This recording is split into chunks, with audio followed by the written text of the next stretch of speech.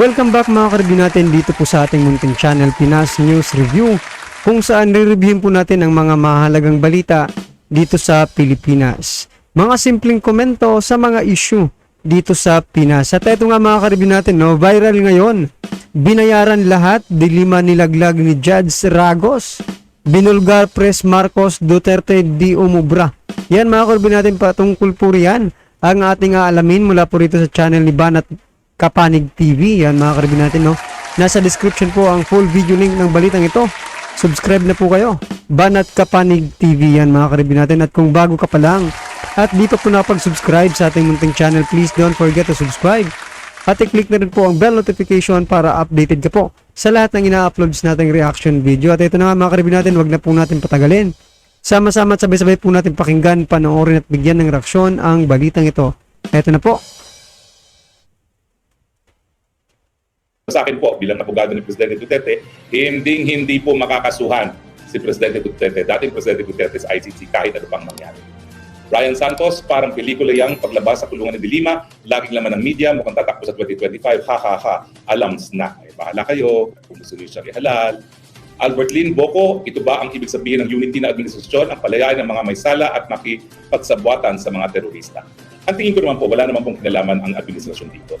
Hindi ko po alam kung nagkaroon ng pressure ng West, pero sa tingin ko po, talagang yung pagbabaliktad lang ng mga testigo ang naging basihan. Kaya nga po, nababahala ako na parang napakadali magsinungaling ngayon sa hukuman. Si RD, wala ng unit team, bayad na si BBM sa LP, si Dilima ang interest. Well, pag-usapan po natin yan kung buhay bang ang unit team dahil pinag-iisipan ko rin po yan. Nakalaya si Leila Dilima. Pero ibig sabihin ba nito ay nakalaya siya dahil nawala na si Presidente Duterte? Well, sa tingin ko po, hindi. Ang nangyari po, nang nawala na si Presidente Duterte, isa-isang bumaliktad ang mga testigo laban kay Leila Dilima. Sa totoo lang po, ako siguro ang pinakaunang nakarinig ng testimonya nitong si Ragos. Sino ba si Ragos?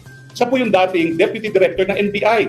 Ibig sabihin, siya yung Deputy Director ng NBI, isang ahensya na sa ilalim ng Department of Justice sa panahon na kalihim sekretaryo si Leila Dilima ng DOJ.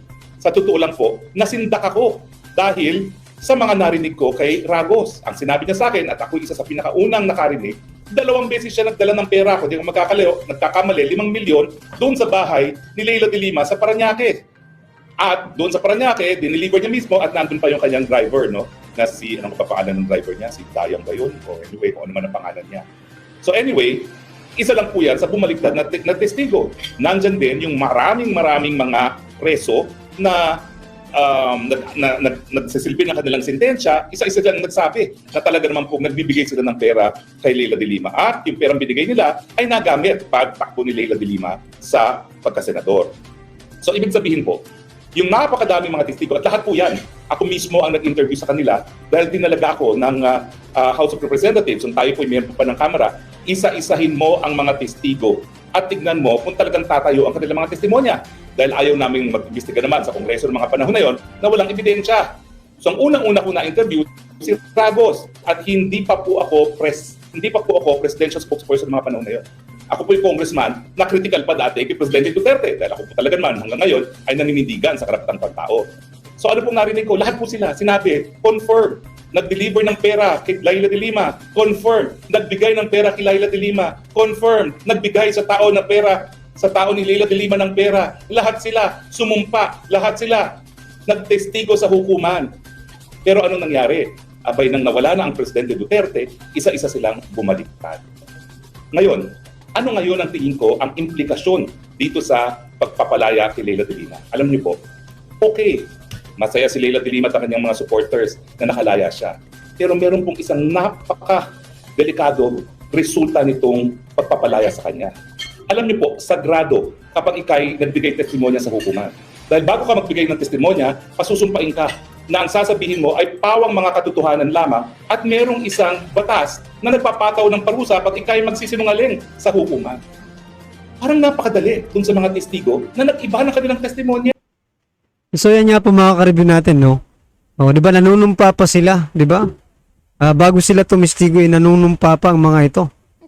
Di ba? Tapos, ganito lang ang mangyayari. Hindi pala mga totoo. Kung hindi man mga totoo yung sinasabi nila, bakit sila nagsinungaling nung mga panahon yun? Di ba mga karibyo natin? O, di ba? At saka, naisip niyo po ba mga karibyo natin na kung sino po ba ang magbe-benefit kung babaliktad silang lahat. Ha? Bumaliktad ba sila para siraan lang si dating Pangulong Duterte? Or bumaliktad sila kasi, di ba, may gusto silang palayain. Ako naman. Kaya nga, sabi nga ni Atty. Harry Roque, mga karbi natin, bakit noon, di ba? Kinumpirma ninyo na itong si Laila de Lima ay may ginagawang kababalaghan, di ba? O kinumpirma ninyo at saka may mga ebidensya. Kasi hindi naman yan makukulong mga karbi natin kung walang ebidensya. Di ba? At saka, di ba, maraming ang nag-ano ngayon, maraming umaangal mga karbi ngayon. Kasi nga, di ba, drug case po itong kaso ni de Lima, pero nakapagpiyansa. Marami po ang nagagalit, naiinis, pero walang magawa mga karibyo natin, no? Sapagkat yung judge po yung 'di ba, yung judge po yung nagdesisyon na palaya makapag-bail pasamantalang palayain itong si de Lima, no? Wala naman tayong magagawa kasi ordinaryong mamamayan lang naman tayo mga karibyo natin. Nasa judge ako talaga, iba talaga ang ano talaga siguro mga karibyo na pag mapera ka talaga, iba yung batas, hustisya para sa mayaman at iba yung hustisya para sa mahihirap, no? Napaka-unfair po kasi, di ba? Marami rin ng mga diyan marami rin ng mga drug cases diyan na hindi nakakapag-bail. Pero bakit po itong si de Lima ay nakakapag, di ba? Well, anyway, mga karibyo natin, wala po tayong dyan, pero sana naman makonsensya itong judge na itong mga karibyo natin, kung sino, nakalimutan ko yung pangalan, basta sana makonsensya ka naman mga karibyo, no? Yeah. Parang wala na silang takot sa batas na nagsasabi na pag ikaw ay nagsinungaling sa hukuman, pwede kang makulong dahil sa iyong pagsisinungaling. Bakit parang wala nang takot itong mga testigong ito na mapanagot dahil sa kanilang pagsisinungaling sa hukuman? So ang implikasyon nitong desisyon nito, okay pala na magsinungaling sa hukuman. Dahil pag ikay nagsinungaling, hindi ka naman parurusahan. Hindi po Kasi kaya nga po sigurado yung pagtestimonya sa hukuman, nakasalalay dyan yung desisyon ng hukom. Nakasalalay dyan sa isang criminal case kung guilty or not guilty. Ano na lang mangyayari kung ang mga testigo ay hahayaan nating lantaran na magsinungaling. Di hindi na natin alam kung anong katotohanan at hindi na natin mabibigyan ng katarungan yung mga biktima ng katarungan. So hindi po sa dahil hindi ko kakampi si Laila de Lima. Sa totoo lang po, nung bago po siya sa CHR, ako parang tutor niyan sa karapatang pantao dahil wala naman alam niya sa karapatang pantao yung State Commission on Human Rights. Election lawyer siya. Day one, inimbita ko na yan doon sa training namin para yung matagumpay na pag-iimbestiga, paglilitis at pagpaparusa sa mga pumapatay. At yan na po yung dahilan kaya ako na-involve sa Maguindanao Massacre dahil 10 doon sa mga periodista pinatay sa Maguindanao Massacre, nag-attend ng huling training namin sa GenSat. So mula po noon, panay po ang aming panayam tungkol sa karapatang pantao. Pero alam mo masakit, nung minsan narinig ko siya sa Europa at tinatanong siya tungkol sa mga patayan nangyayari sa gobyerno ni Noynoy Aquino. Abay, para ba nagkaroon siya ng amnesia ko ng obligasyon ng Estado pagdating sa karapatan ng mga biktima ng patayan na kinakailangan bigyan sila ng mabilisang remedyo sa domestic na batas. Dinidinay niya yung paglabag sa karapatang pantao. Yan ang hindi ko siya mapatawad. Dahil dininay niya yung mga paglabag sa karapatang pantao samantalang as Justice Secretary po pwedeng siya mismo ang nagbigay solusyon para po maprotektahan ang karapatang pantao. O edi ngayon, nagbayad siya dahil sa kanyang kakulangan na magbigay ng reforma sa ating sistema ng katarungan. 6 na taon siyang nakulong. Sabihin na natin hindi siya nagkasala. O di ba napakatagal ng 6 na taon para ang isang taong walang sala ay makulong? Bakit? Dahil binigyan siya ng pagkakataon bilang CHR chairman, bilang kalihim ng Secretary ng Department of Justice para baguhin, reformahin ang criminal justice system. Wala siyang ginawa. Kaya tuloy, pinagbayaran niya ang kanyang kakulangan na reformahin ang sistema.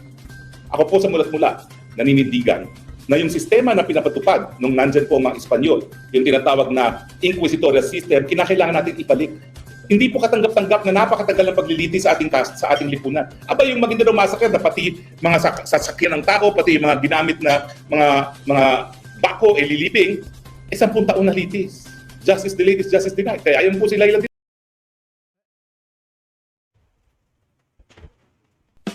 Eto lang mga karibin natin, no?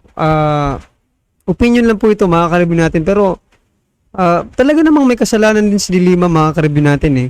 Kahit hindi dun sa mga drug cases mga karibin natin, doon na lang po sa pakikipag-relasyon niya. Dun sa driver niya, di ba mga karibin natin, isa na po yung kasalanan, no?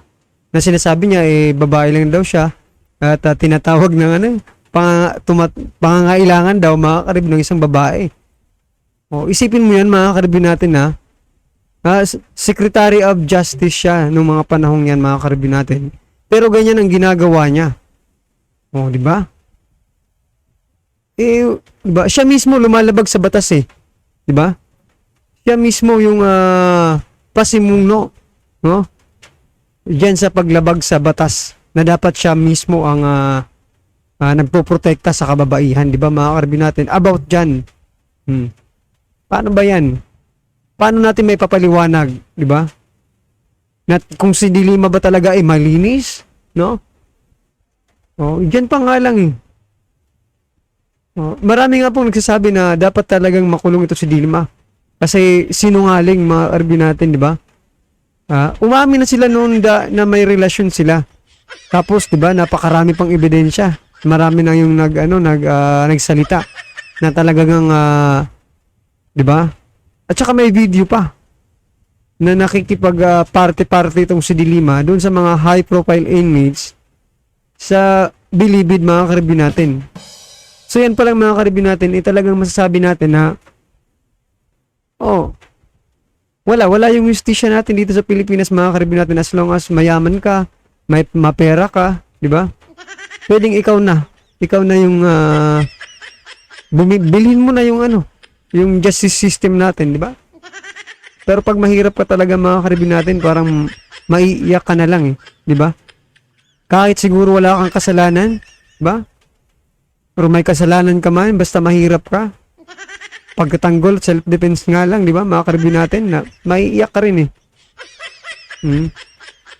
Pero ito si Dilima mga karibin natin, no? Na nakulong ng almost 7 years, no? Drug case mga karibin natin, pero eto, napakaganda naman ng buhay mga karibin natin. Posible kayang, yan ha? Yan na lang pong tanong natin mga karibin natin ha? Posible kayang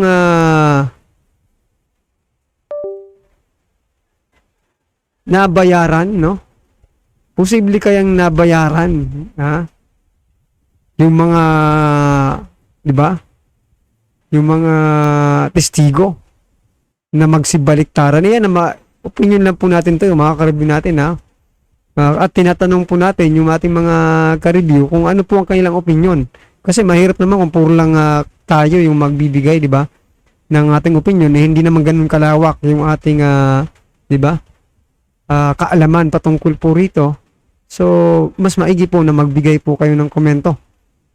Kung posible ba? Posible siguro kasi 'di ba? Yan naman talaga yung nangyayari dito sa natin sa sistema natin mga karibin natin. Pag marami kang pera, alams na. May mga padulas na lang yan diyan mga karibin natin, no? Pasobre-sobre na lang yan. O, 'di ba? Absuelto na. 'Di ba? Ganun lang pala kadali dito sa Pilipinas. Kaya nga mahal na mahal tayo eh. Na mga foreigner mga karibin natin na gumagawa ng mga kalokohan din. Kasi napakaluwag at nabibili ang ating mga alams na, di ba? Opisyal, mga nagpapatupad ng ating batas sa Pilipinas. Huwag niyo pong hindi ko po sinisira ng Pilipinas, pero ganun po talaga mga karibin natin ang nakikita natin, no? O sinasabi natin to para at least kung meron silang planong baguhin, baguhin nila, di ba? Kung ano po yung tama. Alright mga karibin natin, ano man po ang inyong reaksyon sa naging balitang ito, ay comment lang po sa baba para alam po ng ating mga kababayan ang inyo pong nararamdaman patungkol po dito sa balitang ito. Right mga karibin natin, kung bago ka pa lang at di pa po nakapag-subscribe sa ating munting channel, please don't forget to subscribe.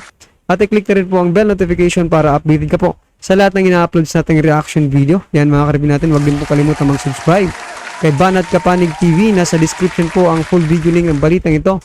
Subscribe na po kayo. Banat Kapanig TV, maraming salamat po.